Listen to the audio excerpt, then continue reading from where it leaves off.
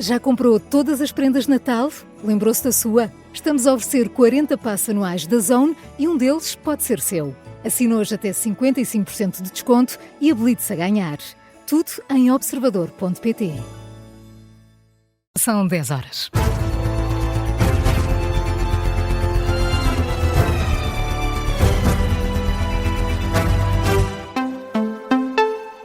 Edição das 10 na Rádio Observador com Carla Jorge de Carvalho. Rui Moreira, mandatário nacional de Luís Marques Mendes, acusa Henrique Gouveia Melo de fazer um ataque desesperado contra o social-democrata no debate de ontem à noite. Já António Tavares, apoiante do Almirante, admite que o debate seguiu um caminho que não é do interesse dos portugueses.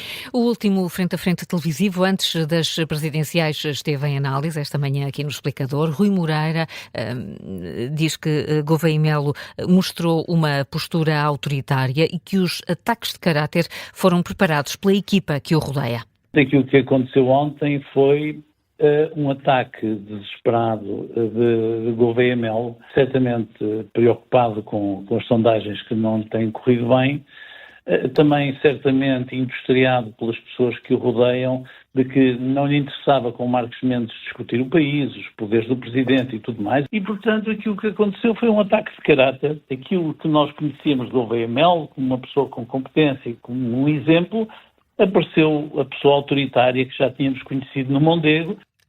Críticas de Rui Moreira no Explicador. Já António Tavares, apesar de apoiante de Gouveia Melo, não concorda com a estratégia utilizada pelo Almirante. Foi um debate muito aceso, muito intenso, em que ambos os candidatos procuraram, acima de tudo, conseguir pôr em cima da mesa aquilo que seriam os seus argumentos em termos de caráter ou de luta pessoal. Eu teria preferido um caminho onde se discutissem mais as ideias e onde se pudessem salientar mais as diferenças. Mas António Tavares, esse caminho foi sobretudo escolhido por Gouveia Melo. Foi assumido, não significa porque apoio o Almirante Gouveia Melo esteja aqui de acordo sobre este tipo de abordagem. O último debate televisivo das presidenciais ficou marcado por acusações fortes dos dois candidatos. Henrique Gouveia Melo acusou Marques Mendes de ser opaco e pouco transparente face à vida profissional. O social-democrata respondeu dizendo que o Almirante está a aproximar-se do discurso de André Ventura. Os candidatos presidenciais voltam a reunir-se agora no dia 2 de janeiro. Será no debate das rádios. Às 9h30.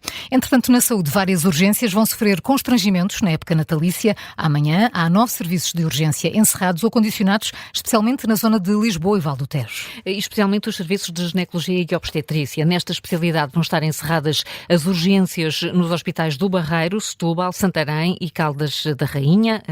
Isto amanhã, véspera de Natal. Há ainda urgências encerradas durante alguns períodos do dia no serviço de pediatria do Hospital de São Francisco Xavier em Lisboa, no Beatriz Ângelo em Loures e no Garcia de Horta em Almada. E no dia de Natal, Carla, os problemas pioram. Pioram particularmente na madrugada. Vão estar fechadas as urgências da obstetrícia do Hospital de Faro, também as urgências de pediatria do São Francisco Xavier, do Hospital de Torres Vedras, do Beatriz Ângelo e do Garcia de Horta, mais uma vez. Além dos encerramentos, outros serviços de urgência vão estar muito condicionados, o que significa que só vão receber doentes que estão a ser encaminhados pelo INEM. O bastonário da Ordem dos Médicos lembra que o problema não é de agora e que as urgências que vão estar encerradas durante este período são as mesmas que têm fechado durante o ano. Já a Federação Nacional dos Médicos fala num reflexo do desinvestimento na área da saúde. Começamos então pela Ordem dos Médicos. Carlos Cortes defende que o encerramento das urgências espelha bem aquilo que são os problemas do SNS. Afirma que os planos de contingência para os hospitais, que foram pedidos pela Ministra, são bem intencionados, mas não passam disso mesmo.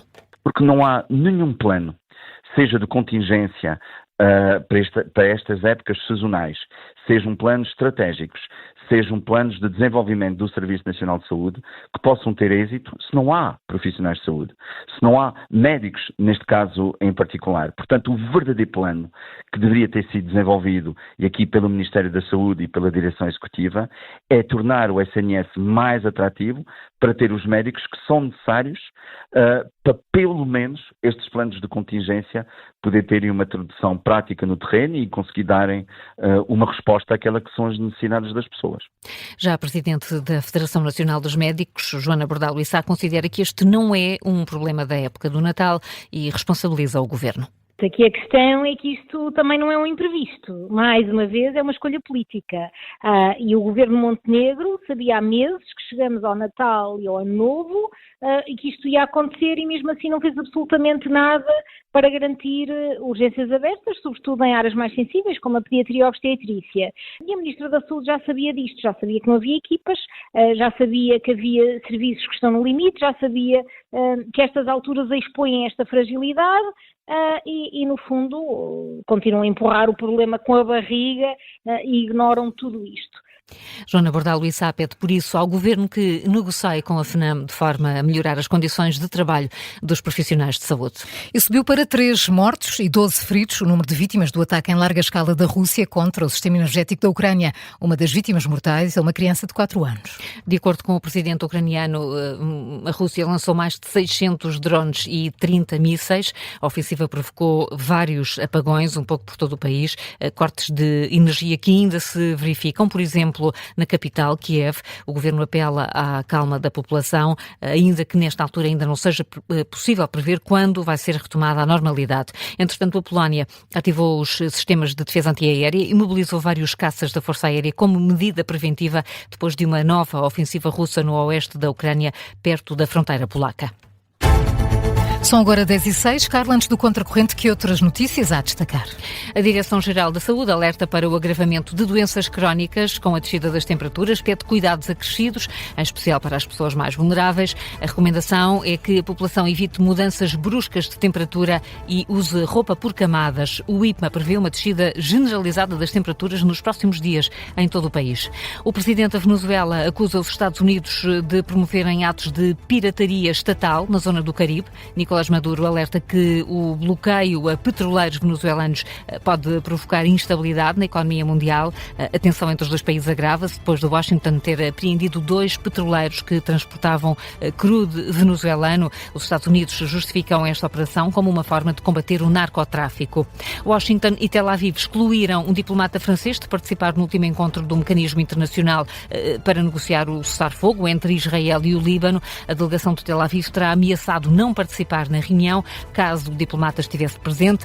De acordo com a imprensa israelita, o Líbano e Israel não concordaram com o formato do encontro, aceitaram sim realizar conversas diretas a nível diplomático, apenas na presença dos Estados Unidos. Já aqui falámos de frio e agora uma daquelas belas lareiras. Não era bom? Tão bom. Daquelas à séria, não é? À Não séria. é daquelas da televisão. Não. Maravilha. À séria. Por exemplo, a maior fogueira do país, que é hoje, em Penamacor, distrito de Castelo Branco. É um madeiro. É um madeiro. Vai começar... Podias passar por lá, Paulo. Tu estás de Põe no teu Insta, põe no teu Insta, Paulo. Os vossos desejos são Toma, ordens. olha, já agora como vai lá, um Tiago, leitão por mim ao Daqui a almoço. 3 horas e meia Penamacor.